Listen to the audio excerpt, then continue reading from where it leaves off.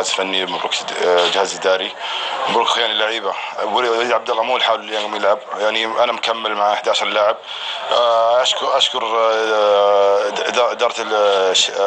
اداره النصر ان اعطوني الثقه. اشكر اخواني اللعيبه، اشكر الجهاز الفني. ان تعرف يمكن من قبل المباراه كلمني الامانه، مكلمني المدرب قال لي كيف تحس نفسك وزي كذا.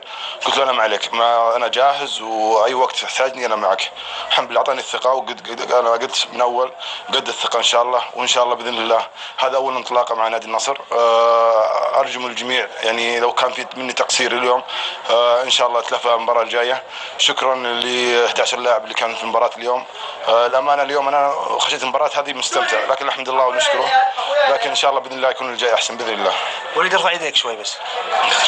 كم واحده صديت باليمين وكم واحده صديت باليسار؟ اول شيء اقول ما شاء الله تبارك الله. ما شاء الله تبارك الله. والله اخوي ناصر انا ما ادري والله، تعرف جو مباراه يعني اليوم كابتن واضح انه في تحضير ذهني كبير جدا، كرات عرضيه راسيه تسديدات. وليد كان حاضر في كل اتجاه كابتن. لا اكيد، اول شيء اقول لك الحمد لله ونشكره. يعني الامانه قلت لك انا الثقه اللي اعطوني اياها الجهاز الفني والجهاز الاداري. ممكن حتى الامير فيصل امس كلمني قال لي اوكي انت من زمان ما لعبت، لكن العب بخبرتك، العب بروحك. صدقني انا اعرف وش عندك، وش عند وليد عبد الله.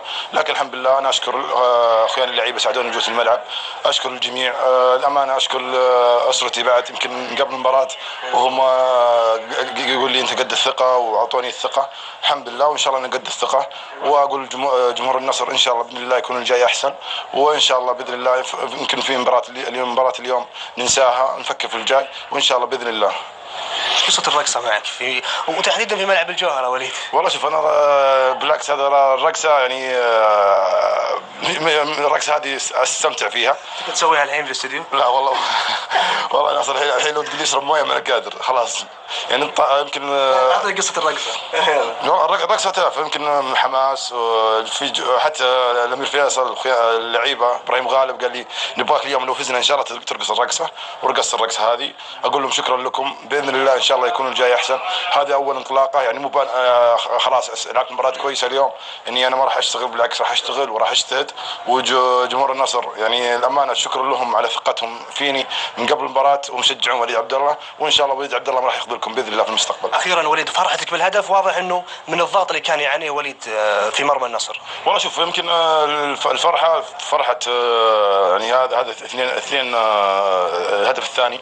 الكل يعرف يمكن تعرف الاهلي هي في ضغط، عرفت يعني ان يوم جاء الهدف زي كذا بالعكس ريحنا شوي، والحمد لله الحمد لله نشكره. الامانه صراحه انا ما ادري ايش اقول لك، لكن شكرا الثقه اللي اعطوني اياها نادي النصر، وانا ان شاء الله نقدر الثقه، وان شاء الله باذن الله ما خيب ظنهم.